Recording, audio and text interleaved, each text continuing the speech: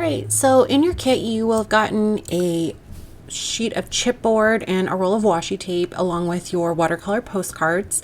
And what we'll want to go ahead and do is take that piece of chipboard and tape down one of our postcards on all four sides.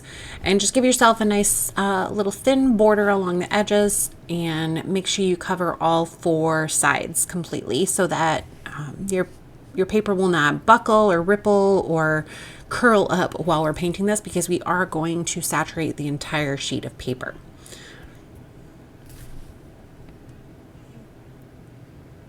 And just try to get it as straight as you can. You don't need to be exact. I just kind of go by eye here.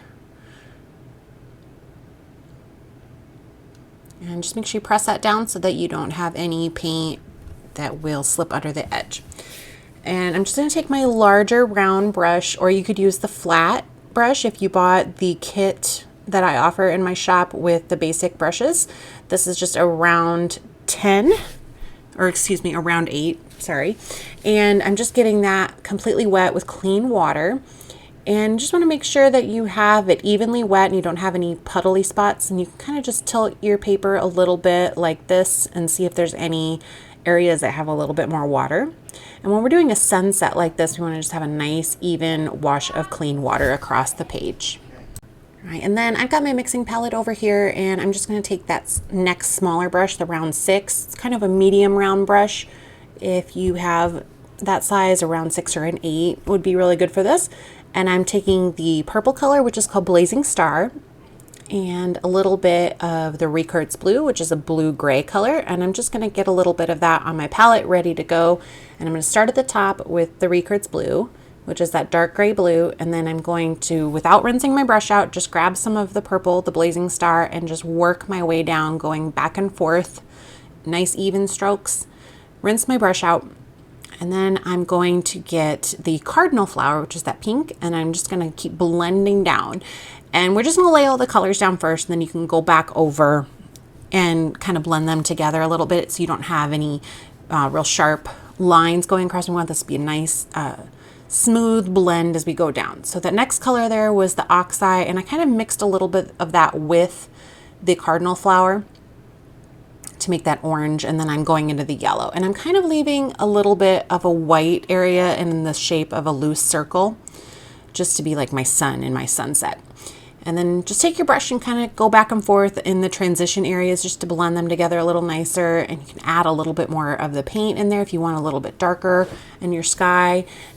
Really, if you want to choose any other colors in the set to do your sunset, maybe you want to add a little bit more blue in there. You can kind of mix up your own colors to do that. So after we get all of those colors laid down, we'll let that dry. And if you don't have a heat tool or a hair dryer, you can just set this off to the side for 20 minutes or so. Make sure it's completely dry, because the next step is going to be wet paint on dry. And the reason we're doing that is so that our dark color, that's our silhouette of our grasses, doesn't bleed into this paint and become a big fuzzy blob. We want nice crisp lines for our grass. So we're going to make sure that's nice and dry before we do this next layer. And if at this point, if you're not satisfied with the color saturation that you've gotten, if you maybe did a little bit too light of a wash, you can always just go right back over it. Wet your paper again and add the layers all on top. Nice thing about watercolor is that you can just keep layering on top. All right, so for the silhouette, I want to get an almost black color. So I'm going to take a bunch of the Ricourt's blue, which is that blue-gray color, and I'm just going to add some of the Bur Oak, which is that really dark brown color. And I'll just add that together until I get a color that I'm satisfied with. That's nearly black, but not quite. Kind of like a really dark charcoaly color with a little bit of a blue undertone. So I'm mixing that up with my larger brush on my palette, and then I'll pick up the smaller brush when I go to do the details. So we can go ahead and start with that round 6 and just kind of make a slope across the bottom. That would be your land. And here, I think I want to go a little bit higher with mine as well. So I'm just going to pull my line up so I get kind of closer to where my sun, that empty space is. Maybe get that a little bit higher. Really, depending on where you put your sun in the picture, you can choose where you want your land to be. But this is just like the silhouette of the ground. So I did the larger brush to go across. And then if you have that thick enough. If you want to keep adding layers on that to make that a little bit darker, if you made it too transparent, you can go ahead and add more layers on top after it dries. And then I'm going to switch over to the round size 2 for all of my small detail work using that same color I mixed up and doing very quick sweeping motions upward. You'll have a very light touch, and this might be something you want to practice on one of the extra sheets of paper that I included in the pack, or just on some scrap paper that you have, just to practice getting really nice thin strokes with a light touch. And make sure you load your brush up with plenty of paint. You can only do maybe a couple strokes per brush load because smaller brushes do not hold as much water and paint. So you'll want to keep reloading your brush so you don't get that really streaky, dry look. We want nice wet strokes of paint coming up. So make a bunch of grass blades going different directions. I kind of avoided the center where my sun was and just kind of surrounded it. And I went a little bit taller on one side. So to make all of those, the top tufts that are on the grass, I'm just kind of dabbing my brush, going small point at the top and then coming out and then back in.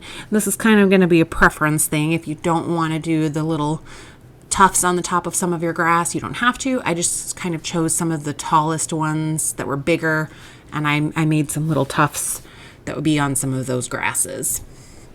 A lot of prairie grasses are like this, ones that surround the lake. Alternatively, you could do silhouettes of maybe cattails too. That could be something fun to do.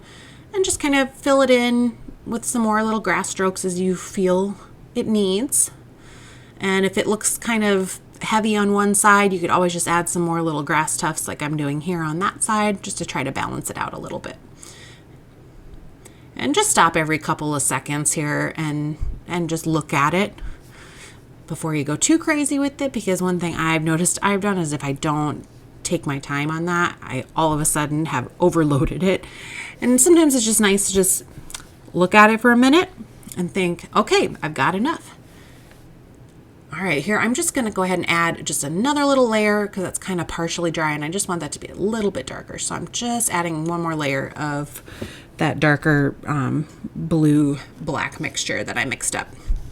All right, I'm going to let that dry. I'm going to use my heat tool just to speed that along, and then we will go ahead and remove the tape.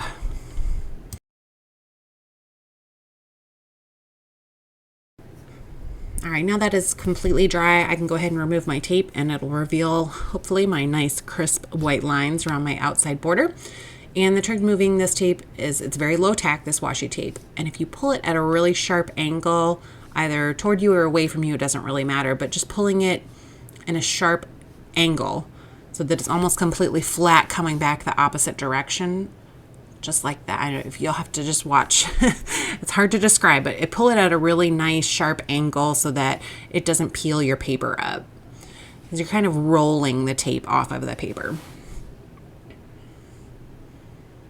There, and I had that pressed down very nicely, so I got some nice crisp lines without any paint bleed underneath. And I just want to thank you guys for watching along with me, and I do have one more tutorial that goes with the kit if you purchase the kit from my Etsy shop. And there is a kind of a seascape, lakescape that you can also paint with this kit using the same exact paint set. So follow along to the next video if you want to try that one out, or if you're doing this one second. I hope you enjoyed the other one.